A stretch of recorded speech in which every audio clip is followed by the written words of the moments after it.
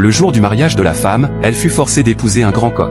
Cependant, lors de la nuit de noces, elle trancha directement son mari coq pour le faire cuire en ragoût. L'arôme du poulet attira rapidement l'attention de son mari. Souffrant d'anorexie, il n'aurait jamais imaginé que la femme, autrefois timide et soumise, oserait manger le grand coq symbolisant son statut, et ressentit immédiatement une certaine admiration pour elle. Ce qu'il ignorait, c'est que cette femme venue du monde moderne n'avait aucune intention de se plier à ces gens. En réalité, la femme était autrefois championne d'un concours culinaire moderne. Elle fut accidentellement assommée par un luminaire tombé du plafond et se réveilla dans l'Antiquité, devenue la jeune épouse du maître de la maison. À ce moment-là, les souvenirs de l'ancienne propriétaire lui revinrent. Cette dernière était la fille légitime délaissée d'une famille influente, dont la sœur manipulatrice avait volé son mari et dont le père l'avait forcée à épouser le jeune maître le plus oisif de la ville. Le jour du mariage, le maître qui ne voulait pas d'elle envoya un coq à sa place, faisant d'elle la risée de tous. Tout le monde riait, disant que le coq avait de la chance, se moquant du mariage de la femme avec l'animal. L'ancienne propriétaire, timide et docile, en mourut de rage sur le coup. La femme s'exclama que mourir ainsi était vraiment injuste. Juste à ce moment, elle avait un peu faim. Elle refusa le pauvre petit pain que lui apportait sa servante, prit le grand coq et se rendit à la cuisine. Sans hésitation, elle mit en œuvre ses talents de chef et transforma le coq en un plat délicieux. Au même moment, le jeune maître déguisé en homme effrayant passa par là. Il voulait se faire passer pour un serviteur pour tester sa femme, mais une délicieuse odeur le surprit, ravivant son appétit après 3 jours sans manger, et il se précipita vers la cuisine. La femme, le prenant par erreur pour un serviteur affamé, lui demanda si son maître ne lui avait pas donné à manger. Puis elle ajouta, après tout, en tant que jeune épouse du maître ce jour de mariage, je n'ai eu qu'un seul petit pain, alors toi, serviteur, tu n'en as même pas. Cette maison est vraiment avare. Le jeune maître pensa, on dit que cette femme est oisive et inutile, mais quand a-t-elle appris la cuisine?